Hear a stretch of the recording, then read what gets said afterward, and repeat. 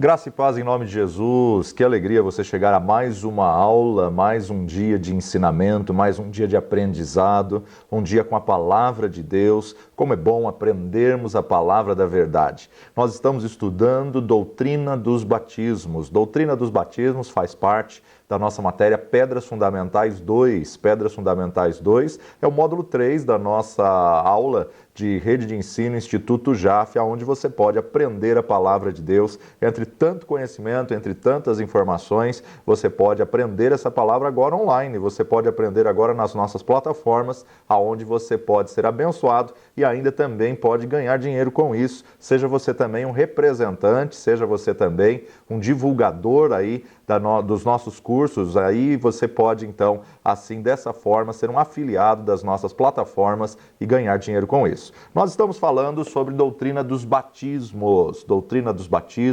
embasado no versículo 2 de Hebreus capítulo 6, que nos diz: e da doutrina dos batismos. Pedras 3, nós estaremos estudando o restante do versículo, da imposição de mãos, da ressurreição de mortos e do juízo eterno. Mas as pedras 2, a gente está falando somente sobre doutrina dos batismos. Já vimos nas aulas anteriores a importância de estarmos no batismo do arrependimento. Batismo do arrependimento é o batismo pré-Cristo, é o batismo que vem antes de firmar o senhorio, porque é o batismo de João Batista, como foi profetizado pelo profeta Isaías, que ele preparará o caminho, ele endireitará as veredas. Então, batismo de arrependimento, ou batismo pré-Cristo, ou batismo de João, é, na verdade, preparar o coração. E para preparar o coração, você tem que estar arrependido dos seus pecados e confessando Jesus como Senhor e Salvador da sua vida. Além do batismo do arrependimento, que é o primeiro batismo pré-Cristo, aí nós vimos o batismo em Cristo,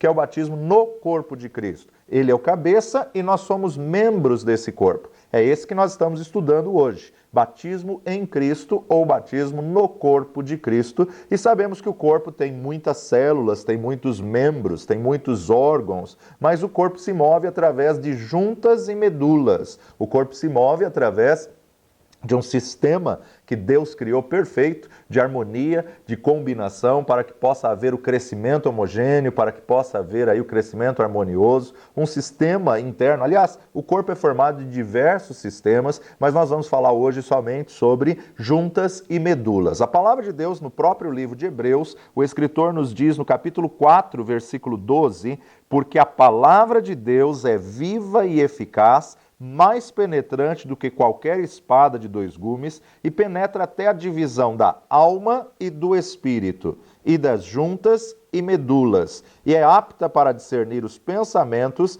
e intenções do coração.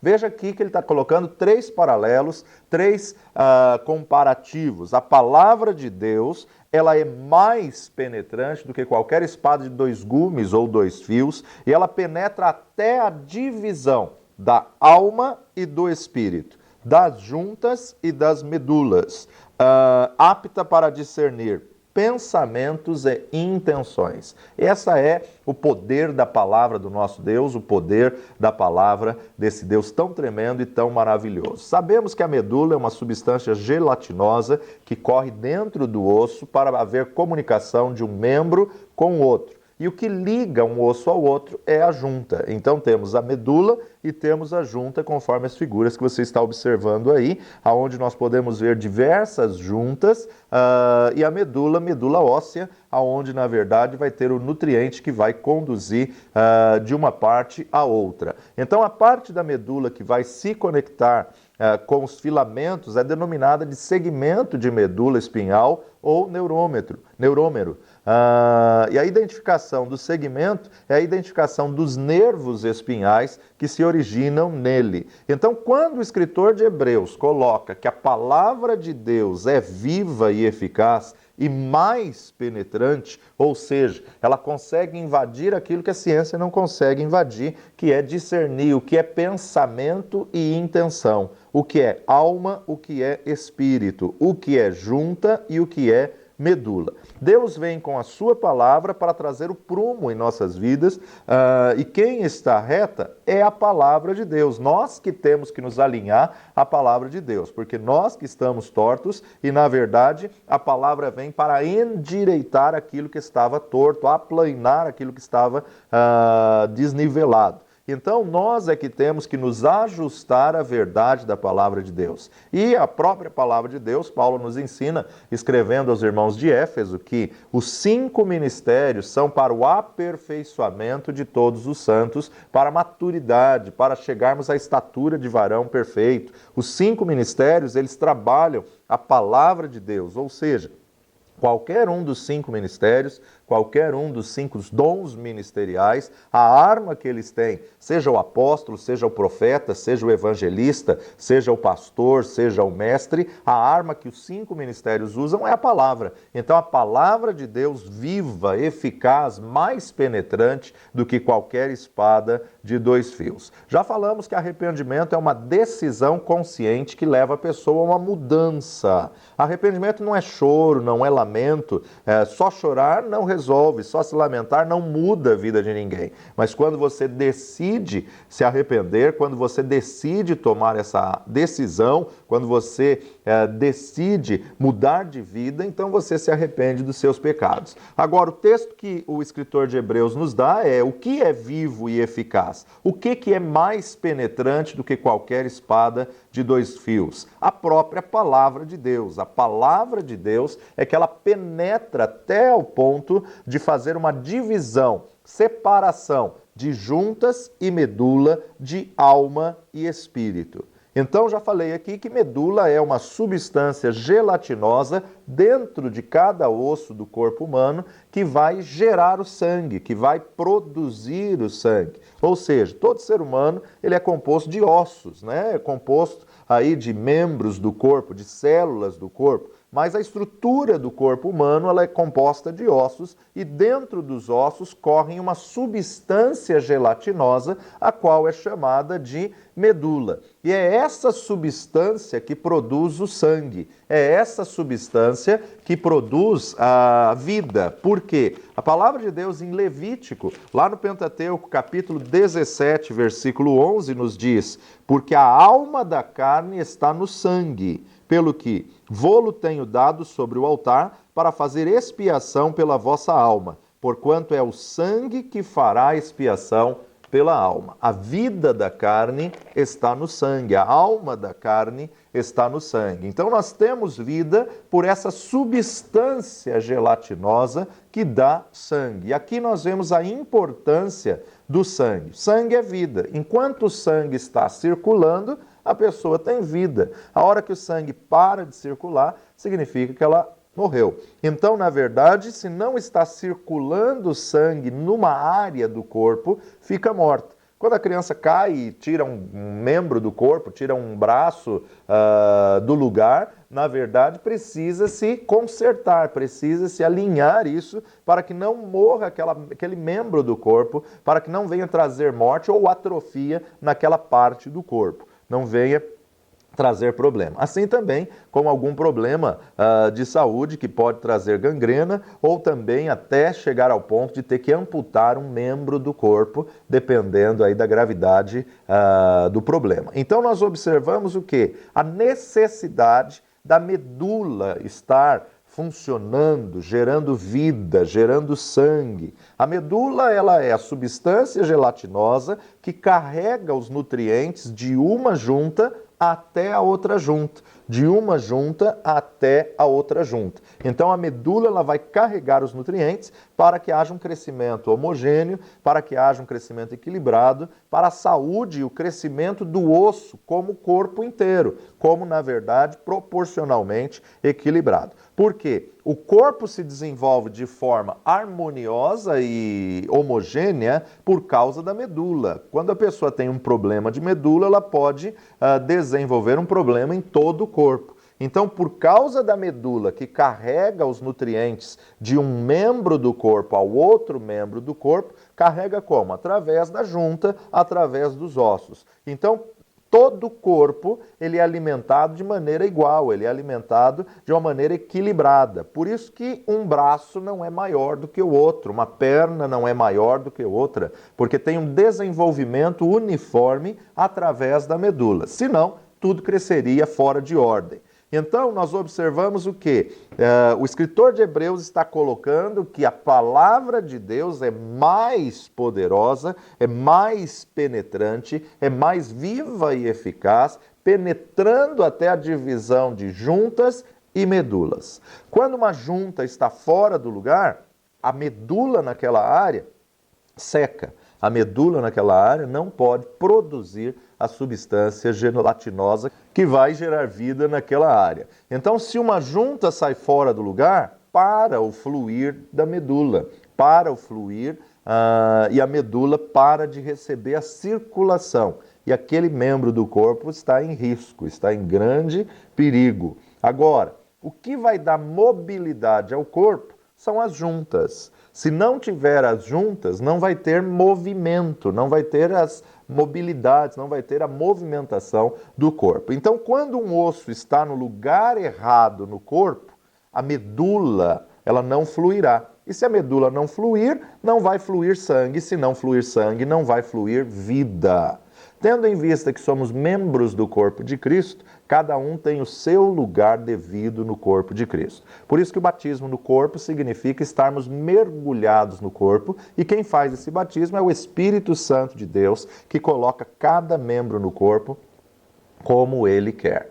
Agora, a palavra de Deus, ela faz separação entre juntas e medulas. Então, o que representa a medula no corpo de Cristo? Se a medula é exatamente o responsável que produz a substância gelatinosa, que produz o sangue, que produz a vida, e a vida da carne está no sangue, a medula produz vida. Então, o que é a representação aqui do que produz vida? O próprio Espírito Santo de Deus. Então, a medula representa o Espírito Santo de Deus. E a junta? O que é a junta? É a alma. Por isso que o escritor de Hebreus está nos trazendo que separa juntas e medulas, alma e espírito. Então a junta, ela está aí condizendo com alma, e a medula está condizendo com o Espírito, e aqui o Espírito Santo de Deus. Onde é o lugar da junta no corpo de Cristo? O lugar da junta no corpo de Cristo tem que ser debaixo da autoridade do Espírito Santo de Deus.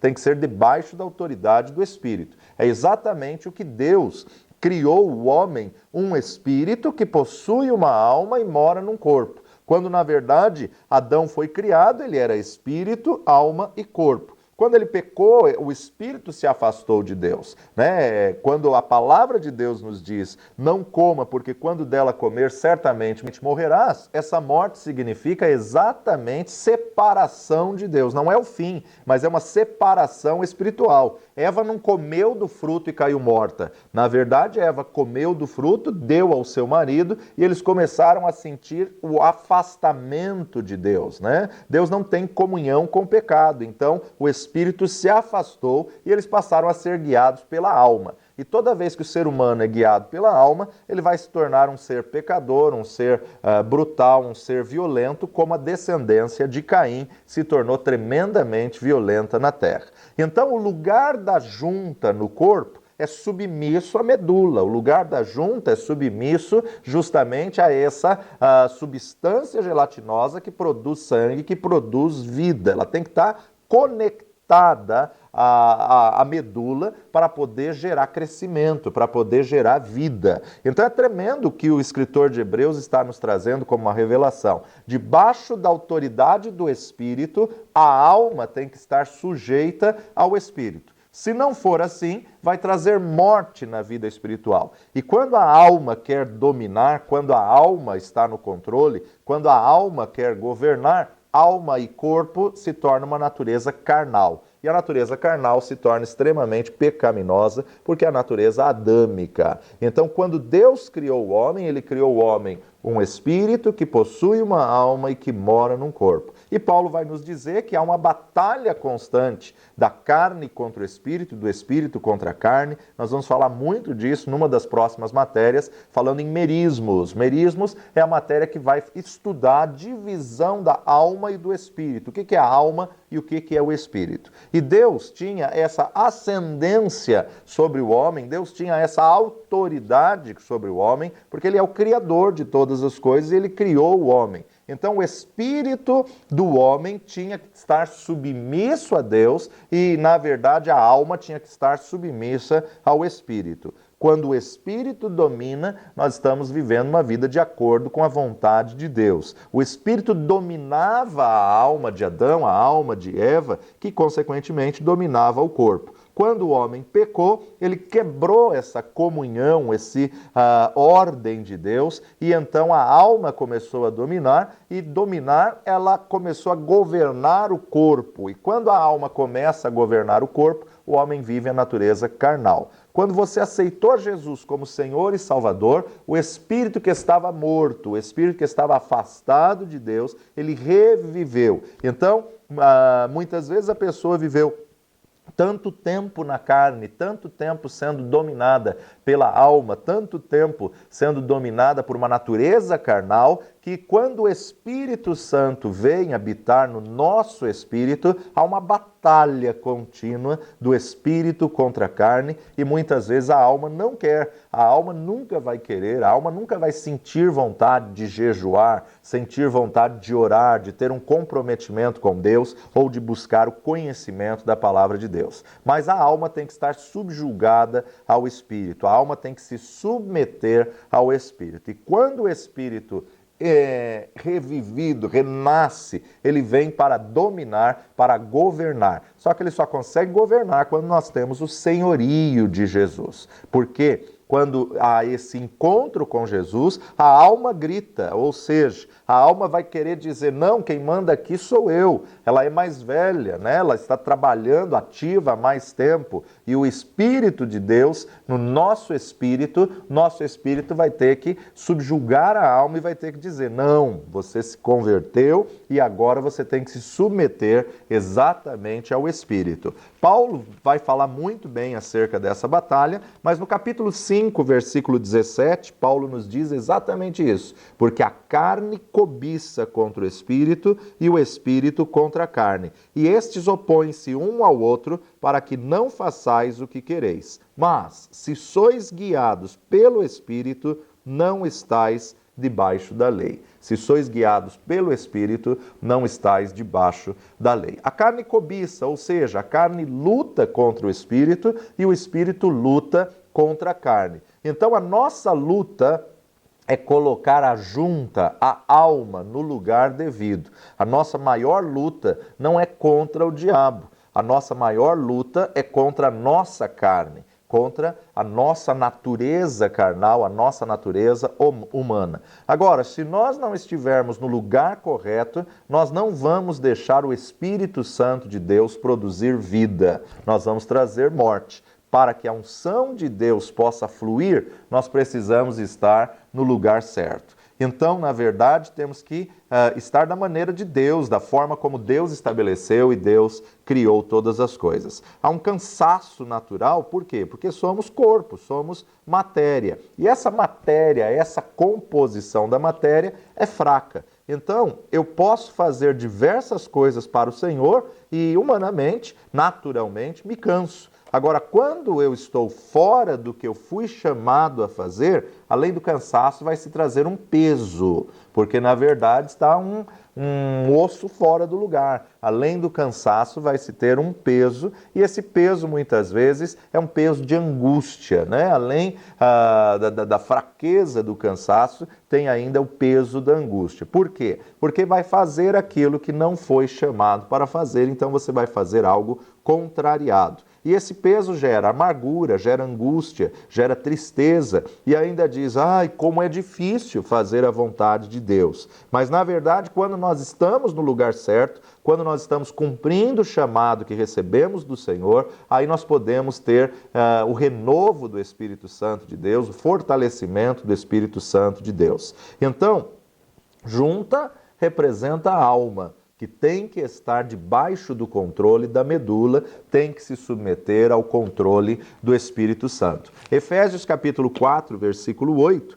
Paulo nos diz, pelo que diz, subindo ao alto, levou cativo o cativeiro e deu dons aos homens. Deu dons aos homens. Nosso Senhor Jesus Cristo chamou uns para apóstolos, outros para profetas, outros para evangelistas, outros para pastores e mestres. Ele deu dons. Ele entregou uma dádiva, um presente, ele entregou um chamado, um ministério. Agora, quando ele dá dom, ele capacita. Quando a pessoa tem o chamado apostólico, ela vai ter o revestimento de Deus para exercer a função apostólica. Quando a pessoa tem o chamado profético, ela recebe o revestimento de Deus para ter a capacitação de exercer o chamado profético. Quando a pessoa tem o chamado evangelístico, ela recebe o revestimento de Deus para poder exercer o chamado evangelístico, o ministério evangelístico. Vamos continuar a leitura do texto. A partir do versículo 9 nos diz, ora isto, ele subiu, que é senão que também antes tinha descido às partes mais baixas da terra.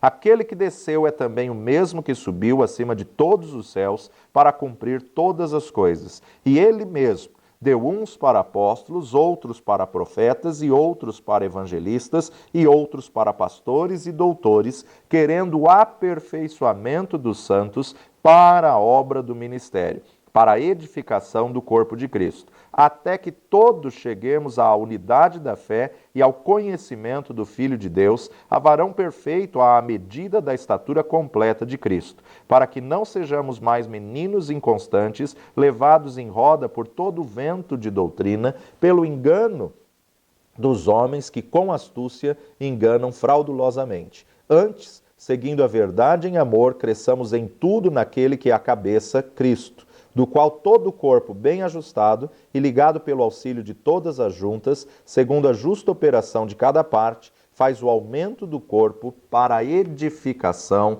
em amor. Então, na verdade, nós observamos Paulo dizendo aqui que o próprio Senhor Jesus Cristo deu dons aos homens querendo o aperfeiçoamento de todos os santos. Deu dons aos homens querendo justamente que a igreja se aperfeiçoasse, querendo crescimento, querendo desenvolvimento. Quando cada membro do corpo está no seu devido lugar, a medula faz a sua função e traz um crescimento homogêneo, traz um crescimento equilibrado. Os dons ministeriais, eles vão trabalhar na palavra para que nós cheguemos ao pleno conhecimento de Filho de Deus, à estatura de varão perfeito. Ou seja, quanto mais vamos conhecendo, mais vamos passando pelas fases do crescimento espiritual. Uma das matérias sensacionais que nós vamos ter aí numa das próximas aulas. Fase do crescimento espiritual. Quanto mais crescermos espiritualmente, mais o corpo vai se ajustando, mais o corpo vai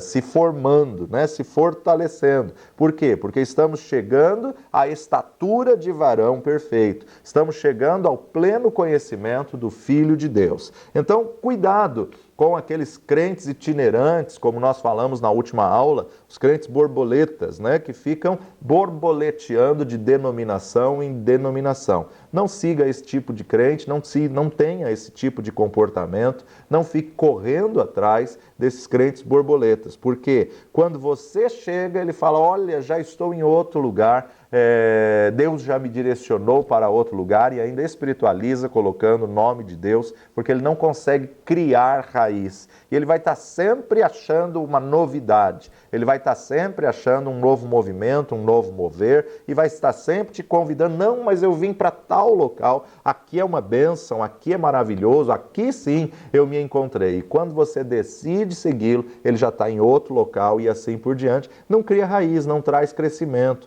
Então tome cuidado com os crentes que, na verdade, são também denominados de crentes pasta avulsa, que começam a influenciar as pessoas, muitas vezes até a não ir para a igreja, influenciar as pessoas a não criar raiz. Então, na verdade, ele chega a um ponto que ele vai decidir, não, para seguir a Deus, para seguir a Jesus, eu não preciso da igreja. Eu faço minhas orações em casa, eu leio a minha Bíblia em casa, eu faço meus estudos bíblicos em casa.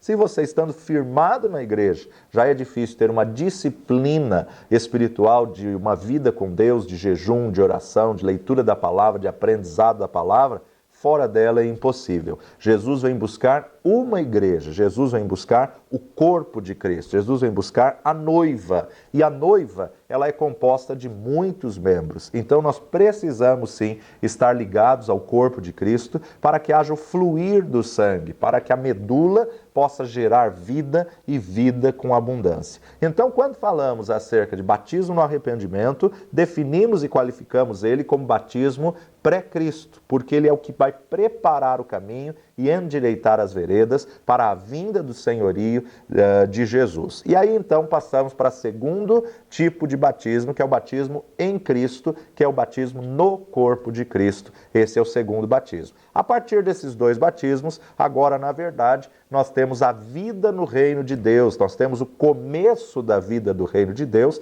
que a gente define como batismo pós-Cristo, ou seja, pós-senhorio. Pós estabelecer o senhorio, vem agora mais 5 tipos de batismos, que é o batismo nas águas, o batismo nas nuvens, o batismo no Espírito Santo de Deus, o batismo no fogo e o batismo no sofrimento. Então, nesse aprendizado, nós vamos observar, é fundamental começar com o arrependimento, é fundamental você estar ligado no corpo de Cristo, porque ligado no corpo de Cristo, você entrou para o reino de Deus, e agora que você entrou para o reino de Deus, os próximos 5 batismos não têm ordem. Os próximos 5 batismos, nós colocamos uma ordem para o ensino, mas ele não tem uma obrigatoriedade de cumprir essa ordem. Você vê que quando Pedro foi visitar Cornélio, o Senhor os revestiu do Espírito Santo antes de passarem pelo batismo nas águas. Então o Senhor inverteu a ordem, porque senão Pedro, que estava resistindo que o gentio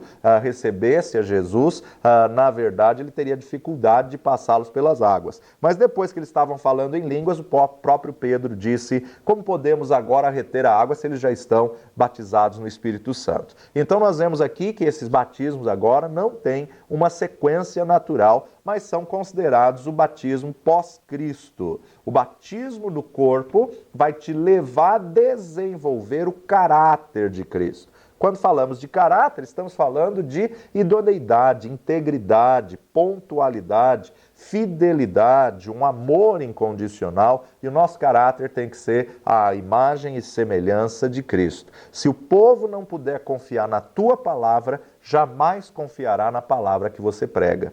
Isso é uma grande verdade. Se as pessoas não conseguirem confiar no que você diz, jamais vão conseguir confiar naquilo que você prega. Então a tua palavra tem que ser uma palavra íntegra, a tua vida tem que ter um caráter, uma fidelidade, uma pontualidade. A tua palavra tem que ser uma palavra só. Seja o vosso falar, sim, sim, não, não, e tudo que passar disso é procedência maligna. Efésios capítulo 4, versículo 29, Paulo ainda nos diz, não saia da vossa boca nenhuma palavra torpe, mas só a que for boa para promover a edificação, para que dê graça aos que a ouvem. Não saia da vossa boca nenhuma palavra torpe. Palavras torpes no original significa sapros, sapros. E sapros é o termo grego que significa apodrecida, podre, que cheira mal. Não saia da vossa boca nenhuma palavra apodrecida, ou seja, corrompida por alguém e não mais própria para uso, gasto, né? Dando o sentido de cheira como se fosse peixe estragado, cheira mal. Né? O peixe já tem um cheiro forte, imagina o peixe estragado. E a palavra torpe, a palavra podre, é que cheira mal, cheira como se fosse peixe estragado.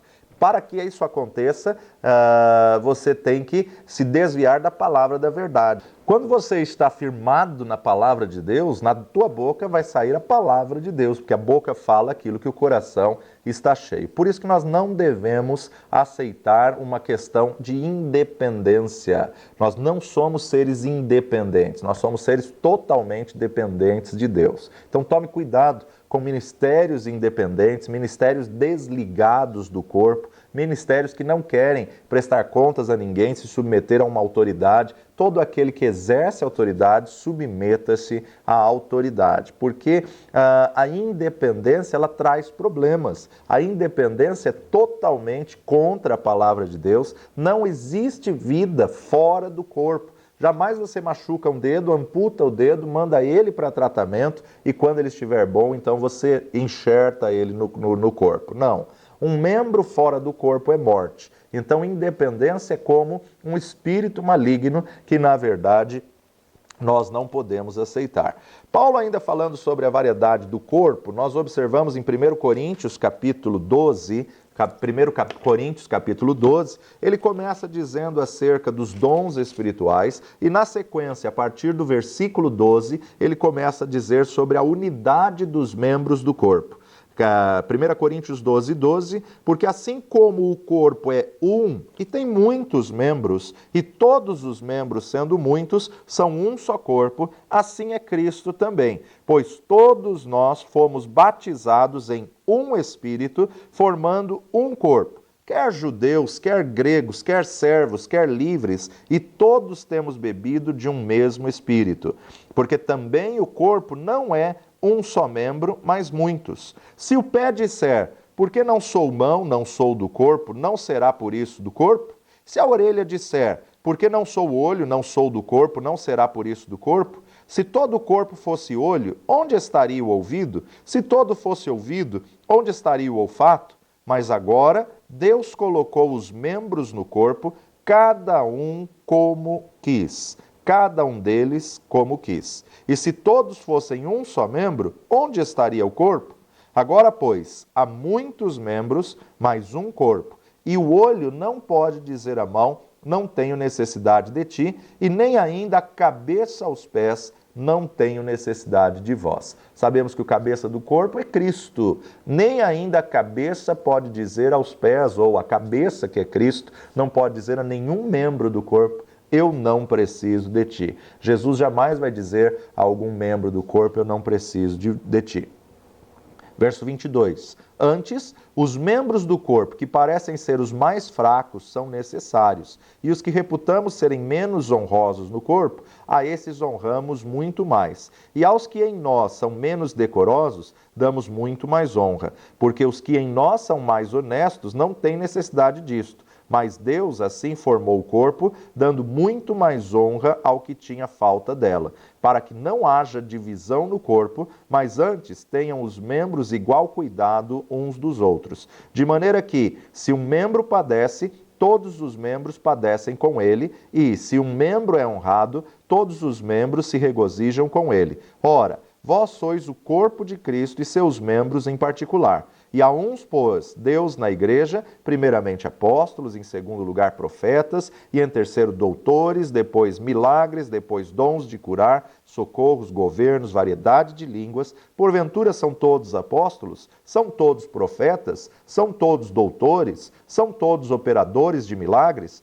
Têm todos o dom de curar? Falam todos diversas línguas? Interpretam todos? Portanto, procurai com zelo os melhores dons, e eu vos mostrarei um caminho ainda mais excelente. Então, vemos aqui Paulo explicando acerca da diversidade do corpo e da importância, da necessidade que um membro precisa do outro. Mas um olho não pode dizer, porque eu não sou ouvido, eu não sou do corpo. O olho tem a sua função, e a sua função é enxergar, ver. O ouvido tem a sua função, e a sua função é escutar, ouvir. Então nós observamos que Cada membro do corpo, ele tem uma função específica. E se um olho disser, não, eu quero ser ouvido, além de ele deixar o corpo sem enxergar, ele também tira o ouvido do lugar dele. Além de ele deixar o corpo sem visão, ele também tira o ouvido, a audição. Então, além de ele não cumprir o seu chamado, ele não permite que outro cumpra o seu chamado. O fato é que Deus te colocou onde você deve estar. Deus te colocou exatamente naquilo que Ele te projetou para fazer. Então o olho jamais pode ter ciúmes do ouvido, ou a mão ter ciúmes do pé. O meu olho natural, ele não tem ciúmes do ouvido natural, porque o meu olho natural, ele tem uma função, que é enxergar. E se ele for ocupar o lugar do ouvido, ele não vai conseguir exercer o seu chamado e muito menos o ministério do ouvido. Ele não vai conseguir nem enxergar e muito menos ouvir. Então nós temos que nos arrepender no batismo de João e sermos batizados no corpo de Cristo, fazer parte do corpo de Cristo, para que possamos então, através da harmonia do corpo, trazer o crescimento para o reino de Deus. Deus usa o próprio corpo, Deus usa o próprio corpo para nos tratar e nos colocar na posição que Ele nos quer. Cada um tem uma importância, cada um tem uma função no corpo de Cristo e nós temos que estar atentos a essa função. Por isso que Paulo vai começar o capítulo 4 de Efésios, dizendo: rogo-vos, pois, eu, preso do Senhor, que andeis como é digno da vocação em que fostes chamado. Isso é muito importante. Você que foi chamado para ser um diácono, não queira ser o pastor. Você que foi chamado para ser um intercessor, não queira ser o profeta. Você que foi chamado para ser profeta, não queira ser o apóstolo. Você que foi chamado para ser mestre, não queira ser o evangelista. Aprenda a exercer o chamado que você recebeu do Senhor. Aprenda a fluir no chamado que você recebeu do Senhor. Cada um na sua função vai trazer o crescimento homogêneo. Por isso que o texto nos diz, do qual todo o corpo bem ajustado e ligado pelo auxílio de toda junta. A importância do corpo estar bem ajustado, a importância de cada membro do corpo estar cumprindo o chamado que recebeu do Senhor, cumprindo a importância de nós entendermos que Deus é Ele mesmo que coloca cada um no corpo como Ele quer. Então esse é o nosso segundo batismo da doutrina dos batismos, batismo no corpo. Batismo no corpo, claro, o corpo de Cristo. Você jamais é batizado na denominação. Você jamais é batizado no nome da igreja ou no pastor. Você é batizado no corpo de Cristo. E esse batismo no corpo de Cristo, ele é um só. Por isso que Paulo vai nos afirmar em Efésios: um só batismo, um só corpo, uma só fé, a importância de nós entendermos que isso não fere a doutrina dos batismos, isso não fere a doutrina que nós temos como pedra fundamental que está sendo estabelecida e já colocamos agora a segunda parte da pedra da doutrina dos batismos. A terceira, batismo nas águas. Temos que entender que a água em si não salva ninguém. A água em si, ela não significa que o batismo nas águas é o que salva. Há muitas pessoas que estão colocando a salvação nas águas. Como? Dizendo, por exemplo, a pessoa aceitou a Jesus como Senhor e Salvador e aí a pessoa coloca, olha, agora para você ser salvo você tem que passar pelas águas. Agora para você ser salvo você tem que ser batizado nas águas. Não, para ser salvo você não precisa batizar nas águas, mas como você tem Jesus como Senhor e Salvador da tua vida, para demonstrar esse senhorio você tem que passar pelas águas, não para ser salvo. Porque há muitas pessoas que não deu tempo de passar pelas águas, mas se aceitaram Jesus como Senhor e Salvador, estão batizadas. Se passaram realmente pelo senhorio de Jesus, estão salvas. Então, na verdade, a importância de nós entendermos que o batismo nas águas não salva, mas não é o fato de ele não salvar que eu não precise passar por ele. Batismo nas águas não salva ninguém e não resolve o problema de ninguém. Você tem que ir para as águas com a atitude tomada, com o problema já resolvido. Deveria ir para as águas somente depois de de ter passado pelo arrependimento e de ter firmado o senhorio de Jesus. Infelizmente, nós vemos que muitas pessoas vão para as águas despreparadas. Nós vemos que muitas pessoas passam pelas águas como um cerimonial, como um ritual, achando que passou pelas águas, ela está salva. Porque a palavra de Deus nos diz que aquele que crer e for batizado será salvo, mas quem não crer está condenado. Então ele não coloca aquele que não for batizado, mas o batismo é uma ordenança de Jesus e nós devemos cumprir as ordenanças, principalmente se temos Ele como Senhor e Salvador das nossas vidas. Nós temos que sim passar pelas águas, temos que sim obedecer às suas ordenanças, mas quando você é salvo, quando você recebe Jesus como Senhor e Salvador e firma o senhorio e se submete à sua vontade, submete às suas ordens. Uma das formas de você demonstrar que está submisso à vontade de Jesus e tem Ele como Senhor e Salvador das suas vidas, é você passar pelas águas, demonstrando aí a obediência à sua ordenança. O batismo nas águas não é apenas um ato cerimonial, né? A igreja muitas vezes coloca, só é membro se for batizado nas águas. Tem muita gente fazendo do batismo nas águas um ato religioso, um ato formal e não como um princípio verdadeiro. Tem muita gente jogando a salvação para o batismo nas águas. E o batismo nas águas não salva ninguém. No inferno, infelizmente, há muitas pessoas que foram batizadas, que passaram pelas águas. Então, na verdade, você não tem que passar pelas águas para ser salvo.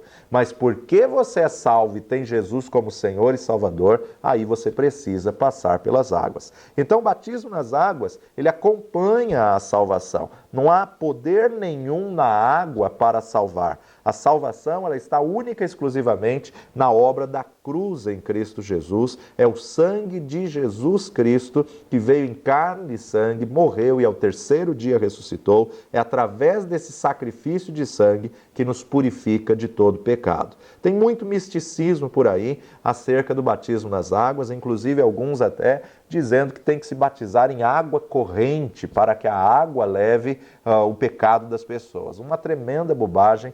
Porque, na verdade, não é a água que salva, não é a água que vai limpar pecado, mas sim o sangue de Cristo Jesus que vai nos perdoar de todo pecado. Então, se foi numa piscina, numa banheira, se foi num tanque batismal, se foi num rio, num lago, não importa o local que foi, não é a quantidade de água, se foi por aspersão, por imersão, não importa aí a quantidade de água ou a forma do batismo. O que, na verdade, salva é o senhorio de Jesus. E porque temos Jesus como Senhor, que passamos pelas águas para fazer uma confissão pública, uma demonstração pública da nossa salvação, da nossa conversão, da nossa entrega da nossa vida a Jesus Cristo como Senhor. Então não é o batismo nas águas que vai levar os pecados embora. Muitas pessoas saem, desviam e voltam para o mundo e quando se reconciliam e voltam para a igreja,